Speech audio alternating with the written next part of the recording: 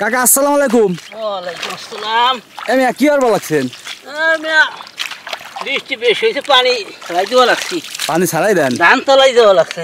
তা কয় এই যে এক সপ্তাহ আগেই তো আমরা বৃষ্টির জন্য মানে পানির জন্য কত হাহাকার করলাম, পানি দিয়েও কিন্তু 2-3 দিন ধরে পানি দিয়ে কিন্তু বুঝতে পানি বাঁধাইতে পারি নাই। না আল্লাহর একদিনের রহমতে আমাদের পুরো জমিন দেখেন, আল্লাহর যে রহমত।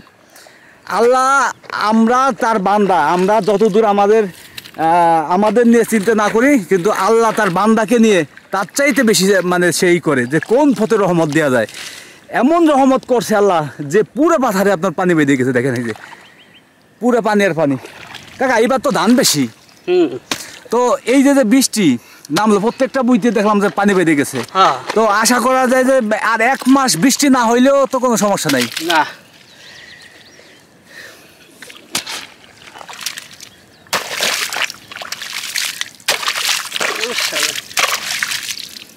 কাকা এই তো আপনার মধ্যে তো ধান, তো ধানে তো পানি থাকলে ভালো হইতো মনে হয় নাকি?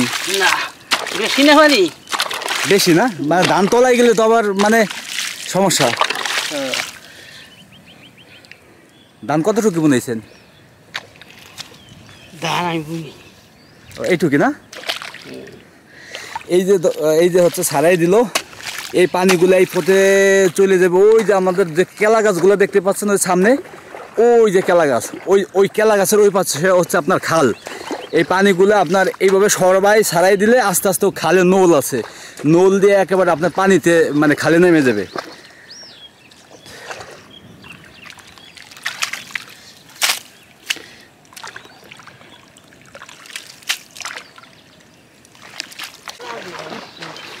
আমরা এই জায়গা তো ছাড়াই দিলাম যাতে পানিটা খালে বাইরে যেতে পারে। আমরা একটু সামনের আইলে ছাড়াই দিব, সামনের আইলে ছাড়াই যাতে ওই খাল পর্যন্ত খালে নেমে যায়।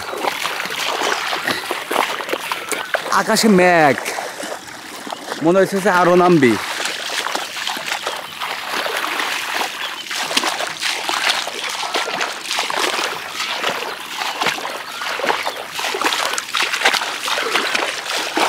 ও এই জায়গা তো বাইরে ভালো লাগছে, দেন আর একটু ছাড়াই দেন। হ্যাঁ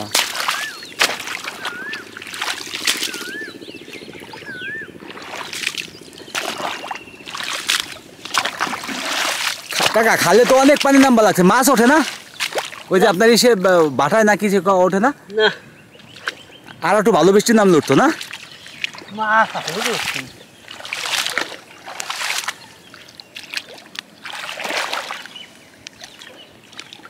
এই হচ্ছে খাল, আর খালে দেখেন পাথরের পানি সবই জায়গাতে নামতেছে।